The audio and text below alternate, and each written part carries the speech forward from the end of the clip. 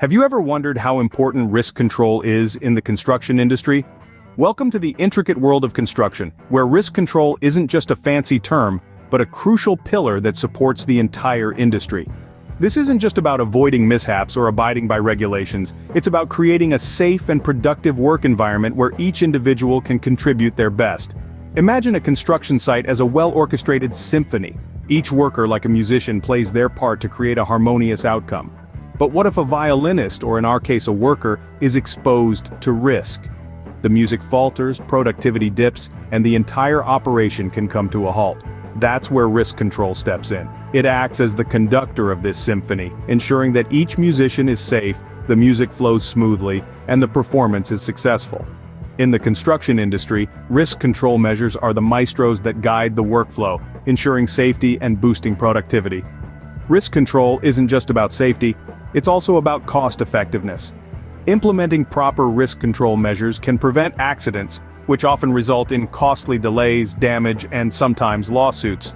By investing in thorough risk control, construction companies can save a significant amount of money in the long run. But how do we achieve this? It all boils down to understanding and implementing the hierarchy of risk control. This is a system that helps us prioritize risk control measures based on their effectiveness. The principle of as low as reasonably practicable guides this hierarchy, ensuring that we use the most effective and feasible measures to control risks. The beauty of this hierarchy is that it doesn't just offer one solution, but a range of options to control hazards. From eliminating the hazard entirely to using personal protective equipment, each level of the hierarchy offers a unique and effective approach to risk control. As we delve deeper, you'll understand how each level of risk control plays a critical role in maintaining a safe construction environment. So let's gear up and explore this fascinating world of risk control in construction. You must be curious to know about the hierarchy of risk control? Well, let's delve right into it. The hierarchy of risk control is a systematic approach to managing safety in the workplace. It's like a ladder of options we climb to manage hazards. At the top rung, we have elimination. It's the most effective method where we completely remove the hazard. Imagine a construction site with a deep, open pit. Instead of figuring out how to prevent people from falling in, we simply fill the pit, eliminating the hazard outright. Next, we have substitution. This is where we replace a high-risk activity or material with a less risky one. Picture using a less toxic substance instead of a harmful one. It's like swapping out a roaring lion for a sleeping kitten. The risk is significantly reduced. The middle rung is occupied by engineering controls. This is where we modify the work environment or the way the work is done to reduce the risk. Think of installing guardrails to prevent falls or using mechanical equipment to lift heavy objects. Administrative controls find their place on the second to last rung. These involve changing the way people work. Think of safety training, implementing safe work procedures, or scheduling work to avoid fatigue. It's like teaching someone to dance around the lion rather than trying to tame it. Lastly, at the bottom, we have personal protective equipment or PPE. These are safety measures that workers wear or use to protect themselves from hazards. Think of hard hats, safety goggles, or high-visibility vests. It's like the shield and armor in a knight's arsenal. Each rung of the ladder has its cost and effectiveness. The higher you go, the more effective the control, but often the costlier it can be. However, remember the principle of as low as reasonably practicable. This means we must do everything that's reasonably possible to protect people from harm. Now that we understand the hierarchy, let's explore how it comes into play in real-life scenarios. Ever heard of the saying, "Prevention is better than cure"? That's what elimination is all about. Let's dive into an actual scenario to understand better how this concept applies to the construction industry. Imagine a construction site where workers were at risk of falling from a significant height. The hazard here? A faulty scaffold. The solution, you might think, could be to repair the scaffold or provide workers with safety harnesses. But what if we could eliminate the risk altogether? The management did just that. They decided to bring in a crane with a secure platform, removing the need for workers to use the scaffold at all. Now that's what we call elimination. This decision didn't just happen on a whim, though. It was a result of a thorough risk assessment, identifying the hazard and considering all possible control measures. In this case, the elimination of the hazard was feasible and didn't interrupt the project's progress. The benefits were immediate and long-lasting. Workers were no longer exposed to the risk of a fall. The project was able to proceed without any safety-related disruptions.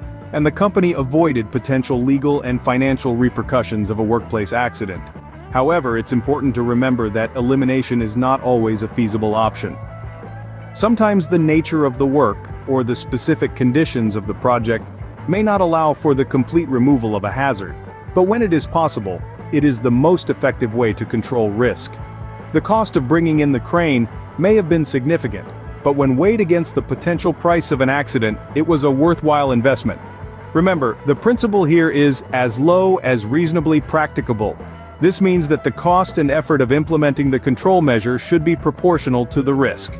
In this case, the risk was high and so was the effort to eliminate it.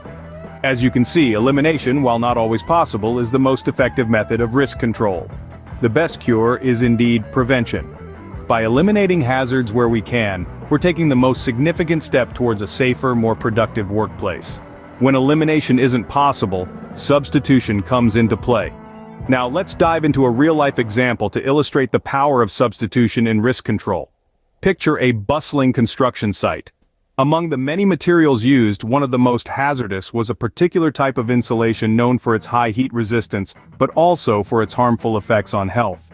Workers were constantly exposed to this material, and despite the use of personal protective equipment, the health risks were still significant.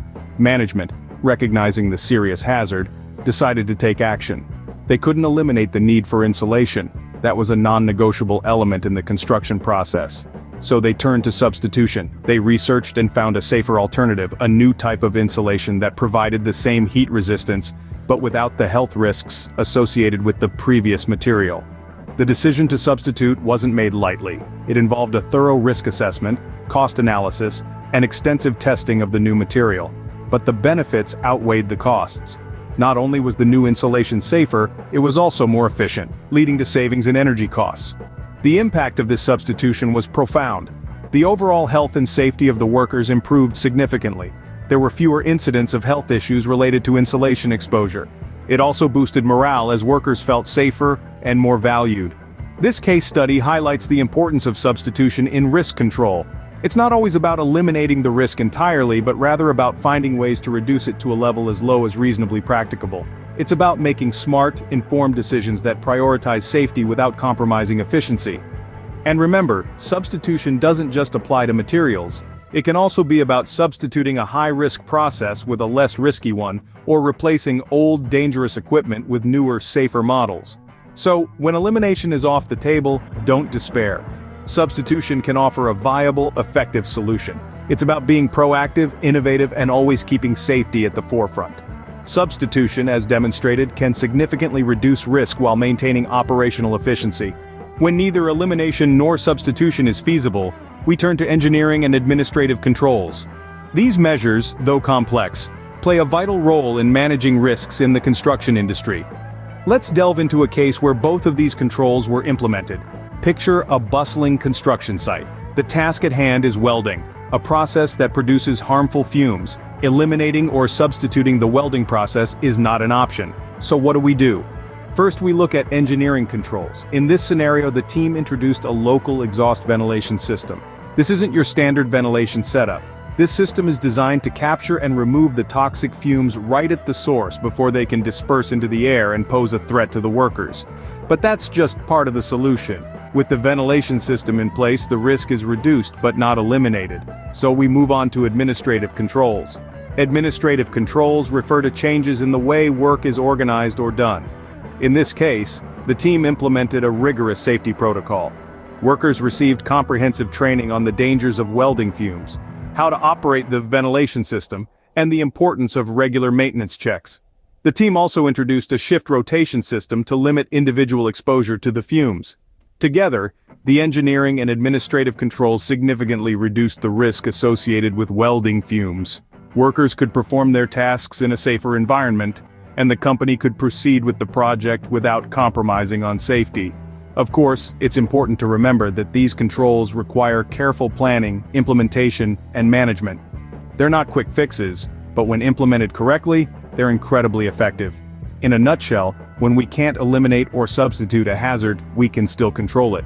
Using engineering controls like ventilation systems and administrative controls like safety protocols, we can manage the risks and ensure a safer working environment. Engineering and administrative controls, though complex, can effectively manage risks. Last but not least, we have personal protective equipment, or PPE for short. Imagine this scenario. You're on a construction site. There's a loud clatter as a steel beam slips from its hold. It falls, but instead of a disaster, there's a sigh of relief. The worker standing below is unharmed. His safety helmet, a piece of personal protective equipment, has saved the day. This isn't just a story, but a real-life situation where PPE has prevented a potential catastrophe. Personal protective equipment is integral to the construction industry. It's the armor that workers don on the battlefield of construction sites where hazards lurk at every corner. This gear safeguards workers from injuries that could result from contact with electrical, mechanical, chemical, or physical hazards. Let's break it down. Safety helmets protect against falling objects, bumps, and electrical exposure. Safety glasses and face shields keep the eyes safe from flying particles, chemical splashes, and harmful radiation. Respirators protect the lungs from harmful dust, fumes, vapors, and gases.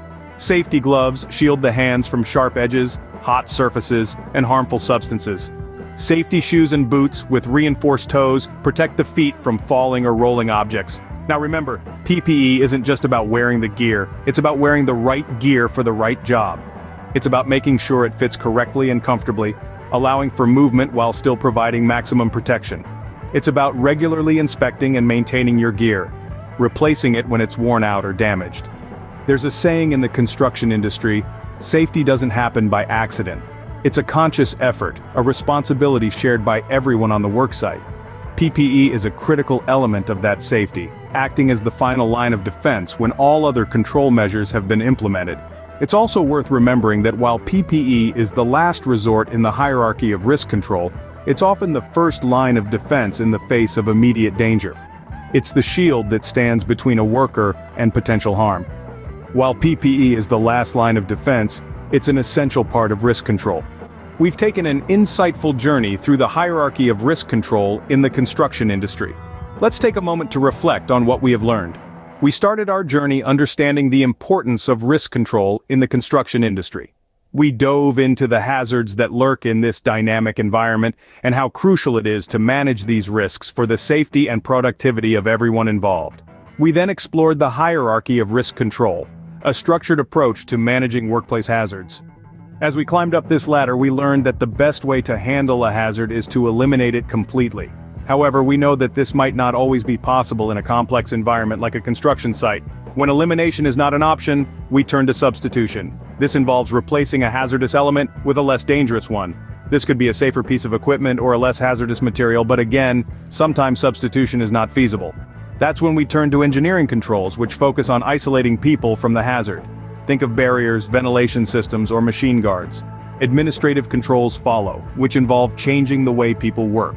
This could be through training, creating safety procedures, or adjusting work schedules. And when all else fails, there's personal protective equipment or PPE. This is the last line of defense and includes items like hard hats, safety glasses, and high-visibility clothing. Throughout our journey, we also dove into real-life case studies that illustrated each level of risk control.